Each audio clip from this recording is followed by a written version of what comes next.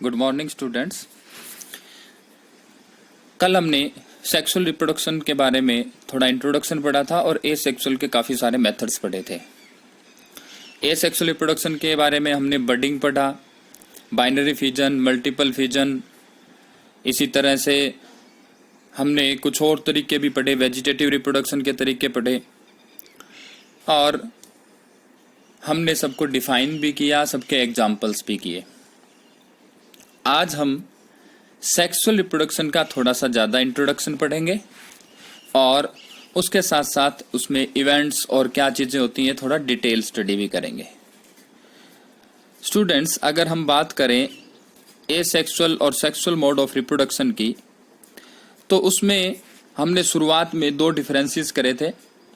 पहला कि sexual reproduction में दो पेरेंट्स मेल और फीमेल की आवश्यकता हो सकती है, नहीं तो दो रिप्रोडक्टिव और दो टाइप के रिप्रोडक्टिव ऑर्गन जो दो गैमीट्स बनाए, मेल गैमीट और फीमेल गैमीट, उनकी ज़रूरत होती है और गैमीट फॉर्मेशन ज़रूर होता है।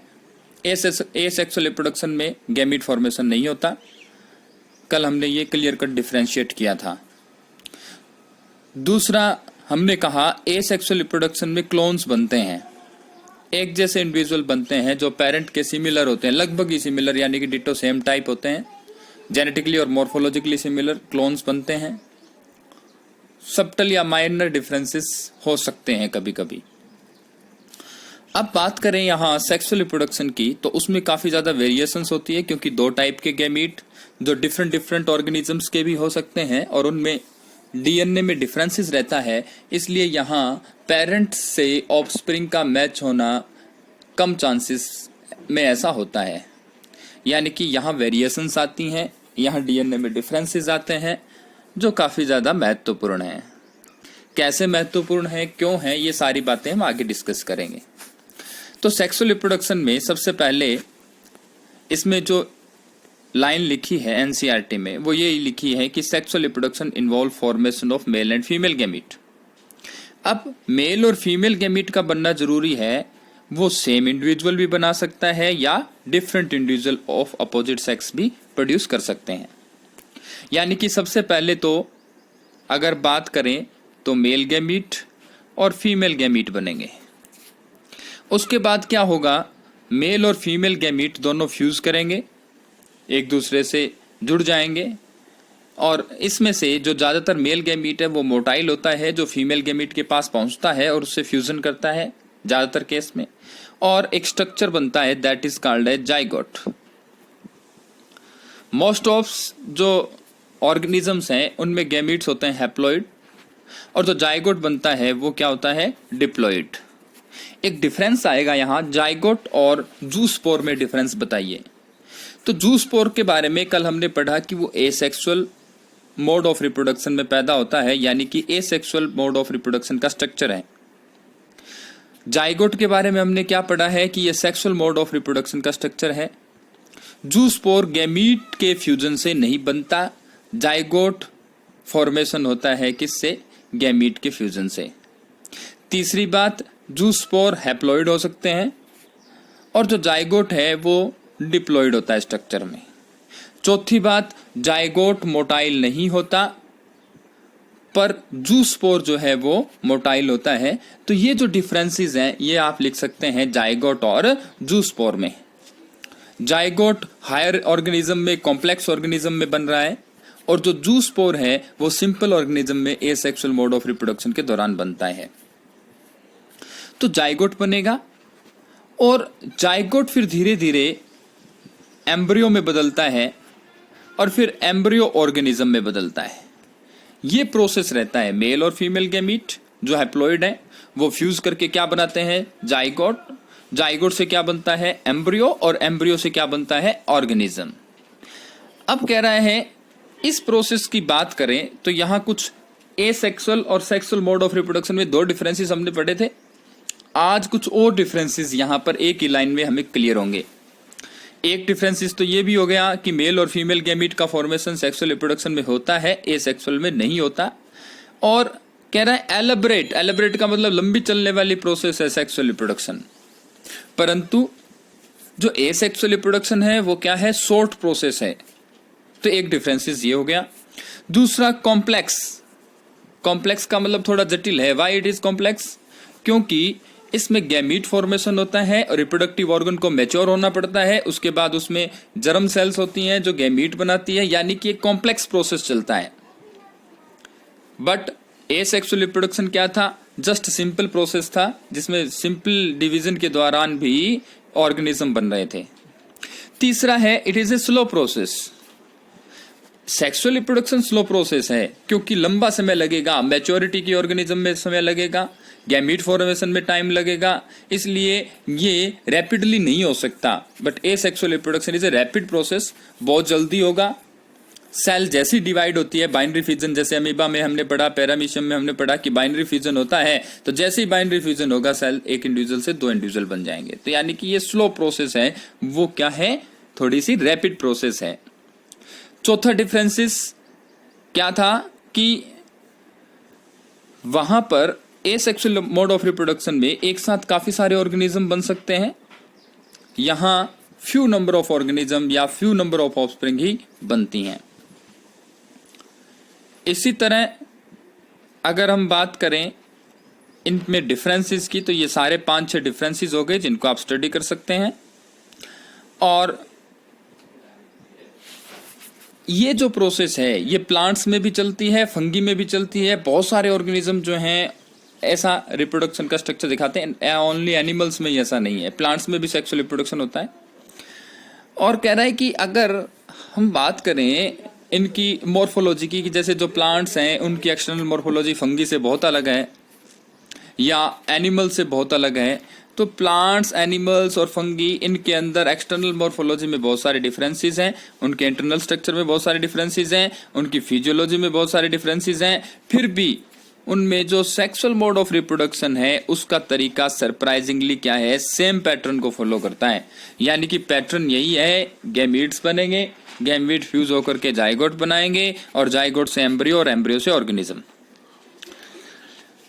और गैमीट बनाने से पहले जो चीजें होंगी वो सब में कॉमन है, यानी कि रिप्रोडक्टिव प्रोसेस शुरू होने से पहले, गैमीट बनने से पहले ऑर्गेनिज्म को एक पीरियड ऑफ ग्रोथ अटेन करना पड़ता है, उसको ग्रोथ और मैच्योरिटी की स्टेज अटेन करनी पड़ती है।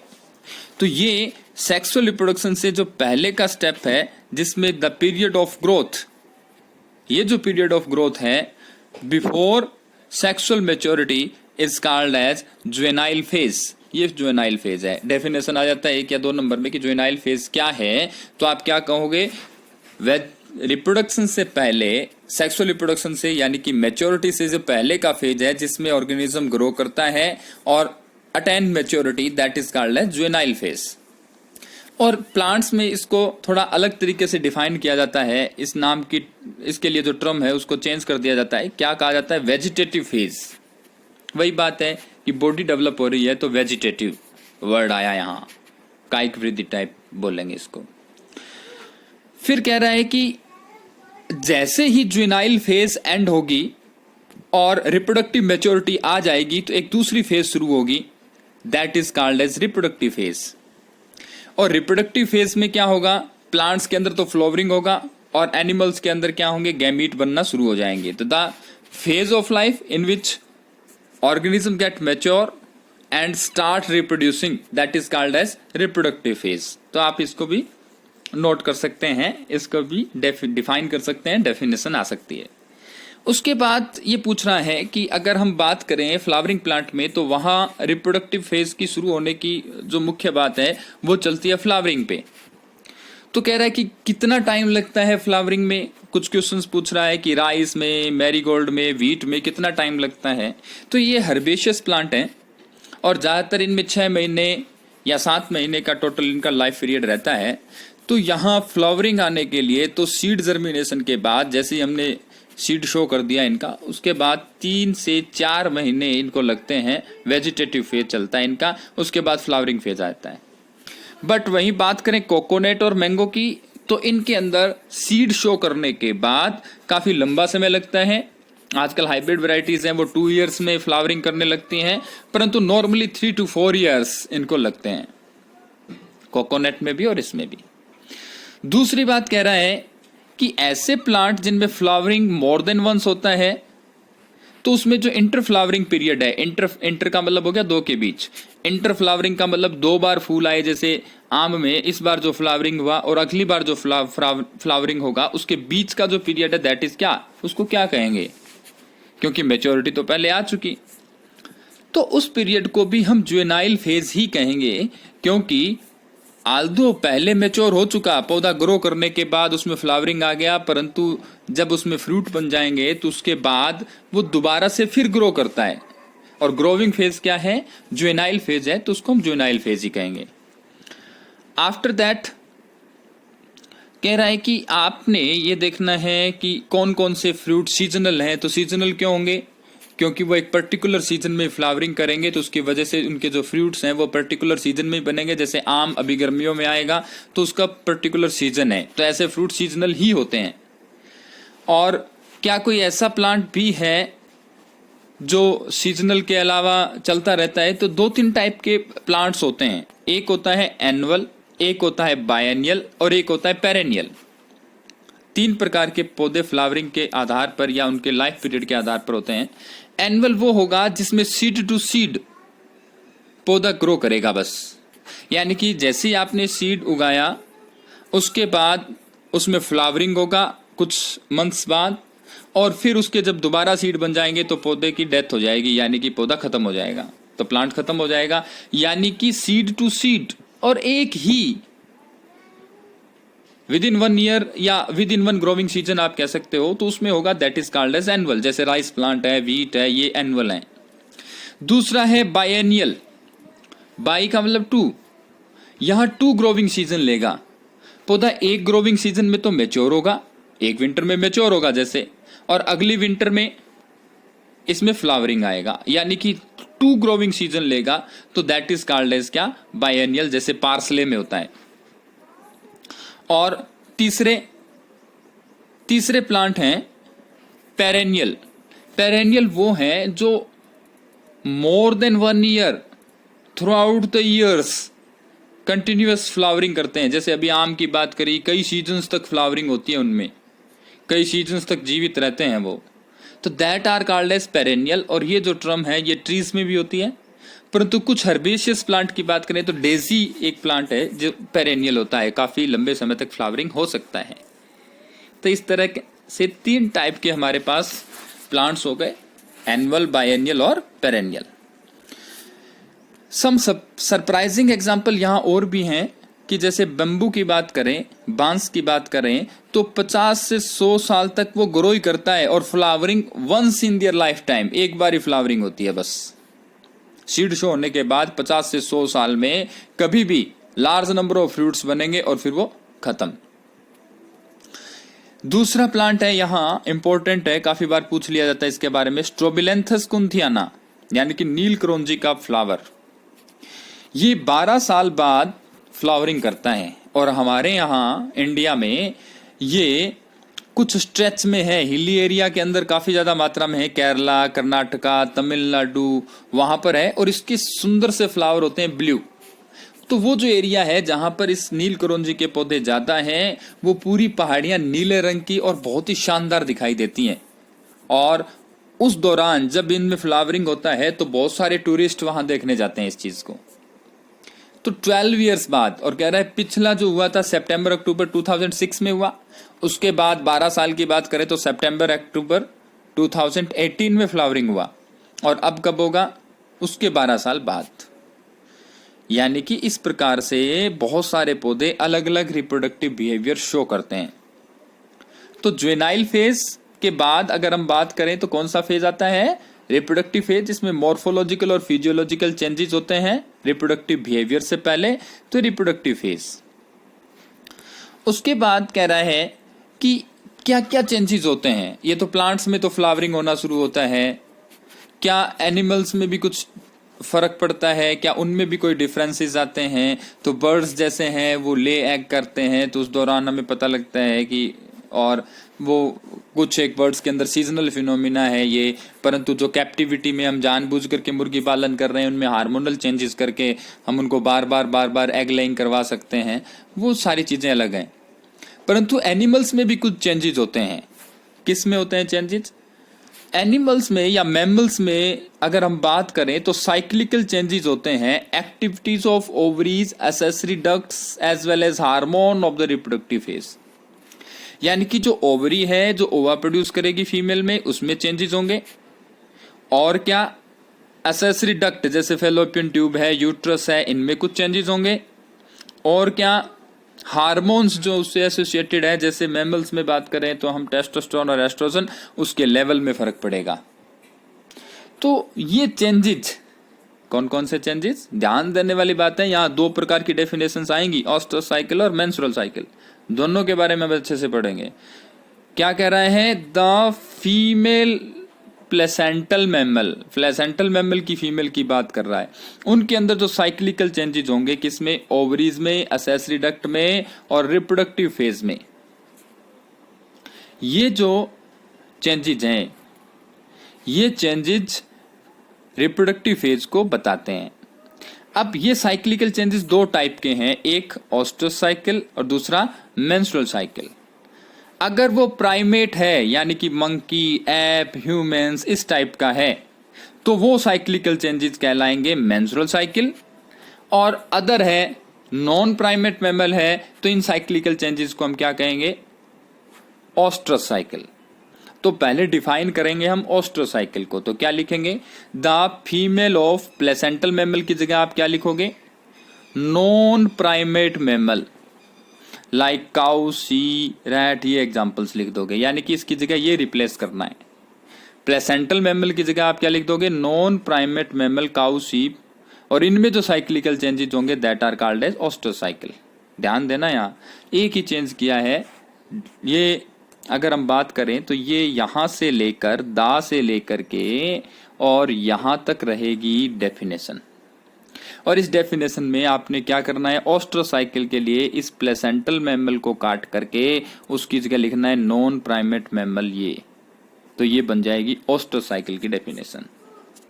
और ऐसे ही मेंस्ट्रुअल साइकिल की डेफिनेशन बनानी है तो फिर वही रहेगा, दा से लेकर के यहां तक जो है ये रहेगा।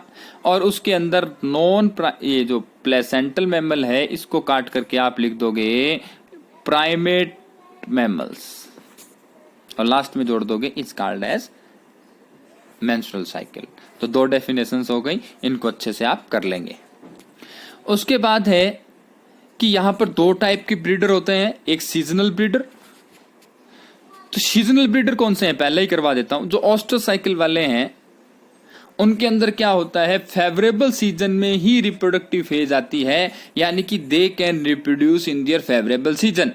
तो ऐसे ऑर्गेनिज्म जो सीजन में ही रिप्रोड्यूस करते हैं are called as seasonal breeder, जो ओस्ट्रस साइकिल के हैं। दूसरे जिनमें reproductive phase throughout their life रहती है, वो क्या कहलाते हैं? Continuous breeder. They are reproductively actively throughout their reproductive phase, active रहते हैं फेज के दौरान, लाइफ के दौरान एक्टिव रहते हैं। वो कौन से हैं?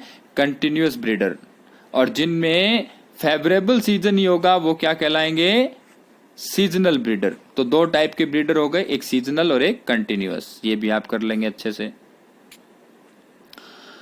लास्ट फेज अगर लाइफ की बात करें तो पहली हमने पढ़ी जुवेनाइल फेज, दूसरी हमने पढ़ी रिप्रोडक्टिव फेज, लास्ट फेज है सेनिसेंट। सेनिसेंट में क्या होगा? It is the phase after reproductive phase completed. जब रिप्रोडक्टिव फेज कंप्लीट हो जाएगा तो बॉडी चेंजेस होंगे लाइफ स्पान में, ओल्ड एज में अल्टीमेटली लीड्स टू डेथ। तो कुछ पैरामीटर हैं ओल्ड के, कुछ concomitant change, that slowing of the metabolism हो गया। ये जो चेंजेस हैं रिप्रोडक्टिव फेज के बाद, कॉन्कोमिटेंट जो चेंजेस हैं दैट आर कॉल्ड एज क्या? सेनिसेंट फेज। तो तीन फेज हो गई, जुवेनाइल, रिप्रोडक्टिव और सेनिसेंट। तीनों की आप अच्छे से डेफिनेशन कर लेंगे। नेक्स्ट है हार्मोन जो है वो इन तीन फेज के बीच में ट्रांजिशन करवाता है। यानी कि जुवेनाइल से रिप्रोडक्टिव आएगा तो हार्मोन में चेंज होगा, और फिर रिप्रोडक्टिव से सेनिसेंट में आएगा तो भी हार्मोन में चेंज होगा। यानी कि hormones are responsible for the change in the phase of reproduction और फेजेस इन द लाइफ। तो बिहेवियरल एक्सप्रेशन पर डिपेंड करता है कि कैसे ये फैक्टर, और कुछ इन्वायरमेंट पर डिपेंड करता है कि कैसे हार्मोन की इंटरेक्शन इन्वायरमेंट के साथ होगी, इसकी वजह से फेजेस चेंज होती हैं। उसके बाद है सेक्सुअल रिप्रोडक्शन में इवेंट क्या होगा। तो पहले आपको मैंने बताया कि मेल गैमीट बनना, फीमेल गैमीट बनना, उसके बाद जाइगोट का बनना, और जाइगोट के बाद एम्ब्रियो का बनना। तो 3 इवेंट हो गए यहाँ। पहला प्री फर्टिलाइजेशन इवेंट, यानी कि फर्टिलाइजेशन से पहले तो जो गैमीट्स हैं उनका आपस में फ्यूजन होकर के जाइगोट बनाना, that is called as fertilisation. अब फर्टिलाइजेशन से पहले क्या होगा, एक तो होगा गैमीट का फॉर्मेशन और एक होगा गैमीट का ट्रांसफर, तभी तो सिनगेमी होगी, यानी कि फर्टिलाइजेशन तभी होगा। तो 2 इवेंट हुए प्री फर्टिलाइजेशन में, एक गैमीट का बनना गैमीटोजेनेसिस और दूसरा गैमीट का ट्रांसफर। दूसरा है इवेंट फर्टिलाइजेशन। फर्टिलाइजेशन में क्या होगा, सिनगेमी या फ्यूजन ऑफ गैमीट्स। और तीसरा है पोस्ट फर्टिलाइजेशन, यानी कि जाइगोट बनना और जाइगोट के बाद एम्ब्रियो का बनना, वो पोस्ट फर्टिलाइजेशन चेंजेस हैं। तो आज के लिए इतना ही। ये जो तीनों इवेंट्स हैं ये एक एक करके हम पढ़ेंगे नेक्स्ट वीडियोस में। आज आप क्या करेंगे, सेक्सुअल और एसेक्सुअल रिप्रोडक्शन में डिफरेंसेस करेंगे, ऑस्ट्रस और मेंस्ट्रुअल साइकिल की डेफिनेशन करेंगे, जुवेनाइल रिप्रोडक्टिव फेज और सेनिसेंट फेज की डेफिनेशन आप करेंगे अच्छे से, और सेक्सुअल रिप्रोडक्शन में कौन कौन से इवेंट्स होते हैं इनको अच्छे से लिखेंगे और इसका एक बेसिक क्राइटेरिया बनाएंगे। धन्यवाद।